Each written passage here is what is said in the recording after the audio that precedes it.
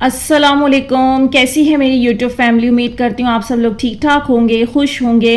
اور جو کوئی میرے بہن بھائی پریشان ہیں، بیمار ہیں، اللہ سے دعا ہے اللہ پاک ان کو صحت اور تندرستی عطا فرمائے، آمین. آج کی ویڈیو سٹارٹ کرتے ہیں. اچھے وقت کا انتظار اور اللہ کی مدد کا انتظار سب کو رہتا ہے، اور کس طرح سے اللہ کی مدد آتی ہے. کیا ہم اسے مان رہے ہوتے ہیں؟ کیا ہم ان نشانیوں پر غور کر رہے ہوتے ہیں؟ اور اگر نہ کریں تو پھر ہم کہاں پر جائیں گے اور کیسے پھنسیں گے؟ یہ سب آج آپ لوگوں کے ساتھ میں قرآن کی آیتوں کے ذریعے ڈسکس کروں گی. انشاءاللہ آپ لوگوں کو بہت امید ملے گی اور آپ لوگ اپنی زندگی میں جائزہ لے سکیں گے کہ آپ کے لیے اللہ کی مدد کیسے آئی ہے اور اللہ کتنا رحمان ہے. یہ ہم مانتے ہیں، لیکن چاہ کر بھی اس کی گہرائی میں اتر نہیں سکتے کہ اسے کس قدر ہماری فکر ہے. وہ تو اتنا رحمان ہے کہ گناہ گار کافروں تک کی اتنی فکر کی کہ 1,24,000 پیغمبر بھیج دیے. یہی کہ آ جاؤ اللہ کی طرف، نہ پڑو غفلت میں، جو مانگنا ہے جو چاہیے مانگ لو، وہ دے دیتا ہے. ایک بار مانگ کر دیکھو تو صحیح. اور اہم بات، اس دور میں بھی اللہ نشانیوں سے مدد کرتے، پیغمبروں سے نشانیاں مانگتے لوگ اور اللہ نشانیاں دکھاتے. لیکن جنہوں نے ماننا ہے وہ مانیں گے، اور جنہوں نے نہیں ماننا تو بس وہ بھٹکتے رہیں گے. اور اللہ کی مدد کیسے آتی ہے؟ سورہ اعراف کی آیت نمبر 62 سے 63 میں اللہ فرما رہا ہے، تمہیں اپنے پروردگار کے پیغام پہنچاتا ہوں اور تمہاری خیر خواہی کرتا ہوں، اور مجھ کو خدا کی طرف سے ایسی باتیں معلوم ہیں جن سے تم بے خبر ہو. کیا تم اس بات سے تعجب ہوا کہ تم میں سے ایک شخص کے ہاتھ تمہارے پروردگار کی طرف سے تمہارے پاس نصیحت آئی تاکہ وہ تم کو ڈرائے اور تاکہ تم پرہیزگار بنو اور تاکہ تم پر رحم کیا جائے. ان آیتوں سے سمجھ آ رہا ہے جب سے اللہ نے دنیا بنائی ہے تو وہ بھٹکے ہوں کے لیے مدد بھیجتا رہا، اور جو جھٹلاتے تو وہ عذاب کا شکار ہوتے. اب غور طلب بات یہ ہے کہ قرآن میں ان واقعات کا ذکر اللہ نے کیوں کیا؟ اب یہ پیغامات کافروں کے لیے تو خالی نہیں ہے. اگر ہم آج جائزہ لیں تو بہت سے لوگ شرک میں پھنسے ملیں گے. مطلب ایک تو ہو گئے کافر، پھر مسلمانوں میں ہی بہت بڑی تعداد شرکیہ کاموں میں ملوث ہوتے ہیں کچھ لوگ، وہ بھی کفر ہیں. پھر ایک وہ ہیں جو آزمائشوں سختیوں کی وجہ سے مایوس ہو جاتے ہیں، اس کے لیے بھی قرآن میں کفر کا لفظ استعمال ہوا ہے. تو اب اپنی اپنی جگہ جائزہ لے لیں کہ کون کہاں کھڑا ہے. کہنے والے کچھ بھی کہتے ہیں، یہ وارننگ ہے کافروں کے لیے، اور ہم تو مسلمان ہیں، ہمارے لیے نہیں ہے یہ بات. جبکہ یہی لوگوں میں سے بہت سے نا امیدی اور مایوسی میں جا کر جب کفر میں داخل ہوتے ہیں ان کو احساس بھی نہیں ہوتا. ان باتوں کا مقصد ہے کہ آج زندگی کے اس مشکل دور میں جب اللہ آپ تک دعا کا پیغام بار بار پہنچا رہا ہے تو وہ آپ کو نکالنا چاہتا ہے. پھر آپ میں سے جو لوگ اللہ سے نشانیاں مانگتے ہیں اور اللہ انہیں دکھاتے بھی ہیں تو وہاں ان کو صبر سے کھڑے ہو کر انتظار کرنا چاہیے.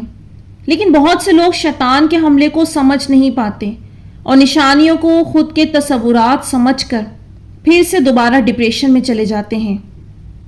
دیکھیں، سورج نکلنے میں بھی وقت مقرر ہے، موسم تبدیل ہونے میں بھی وقت مقرر ہے، گویا ہر شے میں وقت مقرر ہے. تو اپنی دعاؤں کے پورا ہونے کو بھی وقت دیجیے.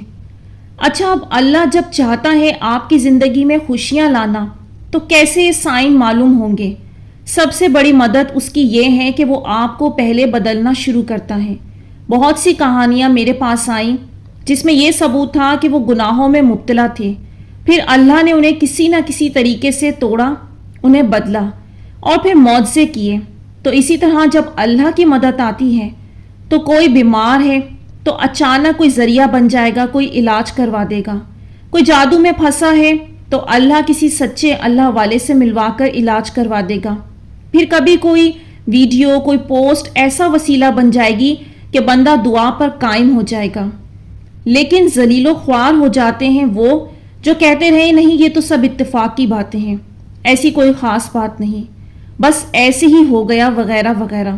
پھر جیسے اللہ نے کہا اس سورہ کی آیت نمبر 64 میں، مگر ان لوگوں نے ان کی تکذیب کی تو ہم نے نوح کو اور جو ان کے ساتھ کشتی میں سوار تھے ان کو تو بچا لیا، اور جن لوگوں نے ہماری آیتوں کو جھٹلایا تو انہیں غرق کر دیا، کچھ شک نہیں کہ وہ اندھے لوگ تھے۔ پھر آگے سادہ سمپل راز بتا دیا آزمائشوں سے نکلنے کا، آیت نمبر 69 میں، پس خدا کی نعمتوں کو یاد کرو تاکہ نجات حاصل کرو، اور یہ کام بہت کم لوگ کر پاتے ہیں، زیادہ تر تو واویلا کرتے ہیں، اپنی نیکیاں اور عبادتیں جتلاتے ہیں تو الٹا پھنسے رہتے ہیں۔ اور قرآن میں اللہ نے ایک نہیں بہت دفعہ ارشاد فرمایا کہ شکر کرنے والوں کو زیادہ دے گا۔ اب آپ یوں سمجھ لیں جب کسی ڈاکٹر سے علاج کرواتے ہیں تو اس کی ہدایت کے مطابق ہی دوا استعمال کرتے ہیں تو ہی ٹھیک ہوتے ہیں نا۔ تو پھر قرآن تو مکمل ضابطہ حیات اور ہر لائف کے اینگل کو سمجھاتا ہے، نہ صرف سمجھاتا ہے بلکہ راستہ بھی بتاتا ہے۔ اب یہاں میں آپ لوگوں کے ساتھ ایک امپورٹنٹ ایگزامپل شیئر کروں گی کہ آپ لوگوں نے دعاؤں میں، صبر میں اور انتظار میں کس طرح کھڑے ہونا ہے تاکہ آپ لوگوں کے لیے بھی خوشیوں کا وقت آئے۔ دیکھیں یہ جو زندگی ہے نا یہ گاڑی کی طرح ہے، اور گاڑی پر آپ غور کریں، گاڑی کے جو ارد گرد کے شیشے ہوتے ہیں، یعنی جو بھی گاڑی کے پیچھے سائڈ پر ہر جگہ پہ جو شیشے دیے ہوتے ہیں وہ چھوٹے سائز کے ہوتے ہیں، جبکہ جو سامنے کا شیشہ ہوتا ہے وہ سب سے بڑا ہوتا ہے، اور ہم گاڑی چلاتے ہوئے سامنے کے شیشے کی طرف دیکھتے ہیں۔ اب یہاں پر آپ نے غور کرنا ہے، یہ جو سائڈ پر چھوٹے چھوٹے سے شیشے دیے ہوئے ہیں، یہاں پر اگر ہم دیکھنا شروع کریں گے تو ایکسیڈنٹ ہو جائے گا۔ سیم زندگی بھی اسی طرح ہے، اگر آپ ماضی کو پلٹ پلٹ کر دیکھیں گے، دائیں بائیں دیکھیں گے، لوگوں کی باتوں میں آئیں گے، ان چھوٹے چھوٹے شیشوں کی طرح ادھر ادھر آپ کا دھیان چلا گیا تو آپ بھٹک جائیں گے۔ آپ کو کبھی یقین نہیں آئے گا کہ معجزے ہوتے ہیں، کبھی آپ دعا پر کھڑے نہیں ہو پائیں گے، کبھی بھی آپ اللہ کے اشارے اور نشانیوں کو سمجھ نہیں پائیں گے، کیونکہ سامنے کیا ہے؟ اس بڑے سے شیشے کی طرف آپ کو دیکھتے رہنا ہے، اس لیے کہ ہمیشہ سامنے کی طرف دیکھتے رہیں، اللہ کی طرف آپ کا فوکس وہ ہونا چاہیے۔ اور جب اللہ تعالیٰ نے ماضی میں جھانکنے جیسی کوئی چیز ہی نہیں بنائی، جو گزر گیا وہ گزر گیا، اب آنے والا وقت ہے آپ کا، وہاں آپ نے فوکس رہنا ہے، اور جب آپ فوکس میں رہیں گے تو آپ اپنی منزل پر پہنچ جائیں گے۔ لیکن اگر آپ نے دائیں بائیں دیکھا تو پھر آپ کو راستہ کبھی بھی نہیں ملے گا۔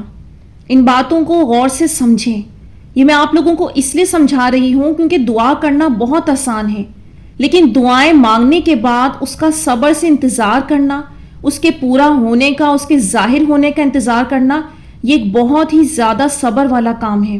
اس میں کئی سال بھی لگ جاتے ہیں، کئی مہینے بھی لگ جاتے ہیں، لیکن وہ دعا آپ کو جواب ضرور دیتی ہے۔ اب میں اپنا ایکسپیرینس بتاؤں تو میں ایک آزمائش میں تھی، کافی سخت آزمائش، اور آپ سب لوگ سمجھ سکتے ہیں کہ آزمائش میں خود کو بار بار امید دے کر کھڑا کرنا ہی اصل کام ہمت والا ہے۔ لیکن اگر کسی لمحوں میں انسان ہمت کھونے لگے تو رب اس کو گرنے نہیں دیتا، بار بار کچھ ایسے سائن ضرور دیتا ہے کہ بندہ قائم ہو جائے۔ تب جب میں بھی ڈاؤن ہوتی تھی تو سورہ زمر کی آیت نمبر 53 سامنے آ جاتی تھی، اللہ کی رحمت سے مایوس نہ ہونا۔ شروع میں نے بھی عام لوگوں کی طرح سوچا شاید اتفاق ہو، جبکہ دل کہہ رہا ہوتا تھا کہ اللہ بات کر رہے ہیں، جبکہ نہ ہی تو میں نے کبھی اس وقت ایسا کچھ سرچ کیا ہوتا تھا، نہ کچھ دیکھا ہوتا تھا۔ لیکن پھر مجھے ہمت آتی، لیکن پھر کبھی حالت خراب ہوتی تو ایگزیکٹلی سامنے یہ پھر دوبارہ آ جاتی۔ تب میں سوچنے لگی کہ عائشہ یہ کوئی اتفاق نہیں، اللہ قائم رہنے کو کہہ رہا ہے، کیونکہ میں ڈیلی چیک کرتی تھی، جب میں نارمل ہوتی تب سامنے نہ آتی، جس دن جس لمحے میری ہمت ٹوٹتی یہ پھر آ جاتی۔ پھر کافی دن گزر گئے، میں سوچتی رہی نہیں آئی، لیکن جس دن حالت درد میں گئی تب سوچا موبائل اوپن کرتی ہوں، دیکھتی ہوں آج بھی آئے گی کہ نہیں، اور میں حیران رہ گئی، وہ سامنے تھی اور اسکرین پر مجھے صاف نظر آ رہا تھا۔ تب مجھے یقین آ گیا یہ آج ہم انسانوں کو اللہ ایسے ہی سنبھال رہے ہیں، اور اسی طرح اپنی مدد بھیجتے ہیں اور جواب دے رہے ہوتے ہیں، لیکن بہت کم لوگ ہوتے ہیں جو ان باتوں پر غور کرتے ہیں۔ تب دوسروں کو آپ زیادہ اچھے سے بتا سکتے ہیں جب اللہ آپ کو اس تجربے سے گزارتا ہے۔ اور اگر آپ لوگوں کا صبر بھی انتظار کرتے کرتے ٹوٹنے لگا ہے تو جان لیں کہ آپ لوگوں کو چن لیا گیا ہے۔ یہ آزمائش، یہ امتحان ہمارے بس کی بات کہاں؟ ہم تو اس کی رحمت کے طالب، اس کے کمرہ امتحان میں اسی کے دیے ہوئے پیپر کو حل کرنے کے لیے اس کی مدد چاہتے ہیں، اور وہ کرتا بھی ہے۔ یہی باتیں تو اس کو لا شریک کی صفت ہم پہ عیا کرواتی ہیں۔ چیزیں ہمیشہ ویسی نہیں ہوتی جیسی وہ نظر آتی ہیں۔ یاد کریں جب اللہ نے موسیٰ علیہ السلام کی والدہ کو موسیٰ علیہ السلام کو دریا میں پھینک دینے کو کہا گیا، تب وہ کتنا مشکل لمحہ تھا۔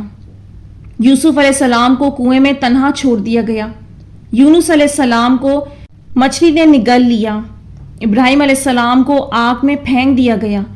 یہ وہ سب کنڈیشن اور صورتحال ہیں جو عام طور پر عقل میں سماتی نہیں، لیکن قرآن میں اس کا ذکر فرما کر ہمیں سمجھا دیا کہ میں لے آؤں گا تم لوگوں کی زندگی میں بھی ایسے حالات جن کی سمجھ نہیں آئے گی، اور چلنا بھی بہت مشکل لگے گا۔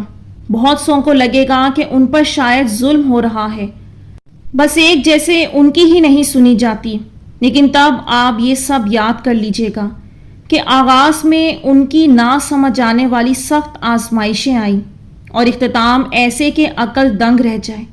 ایسے معجزے کیے، وقت کے فرعون کو غرق کر دیا۔ ابراہیم علیہ السلام کو جب آگ سے صحیح سلامت نکلتے دیکھا تو وہاں کے بڑے بڑے بھی اشک کر اٹھے، ان کے والد بھی پکار اٹھے کہ واہ ابراہیم، کیا رب ہے تیرا۔ یوسف علیہ السلام کو کنویں سے نکالا تو گورنر بنا دیا اور اپنے والد سے بھی واپس ملوا دیا، جو دن رات آپ کی راہیں تکتے زار زار آنسو بہاتے تھے۔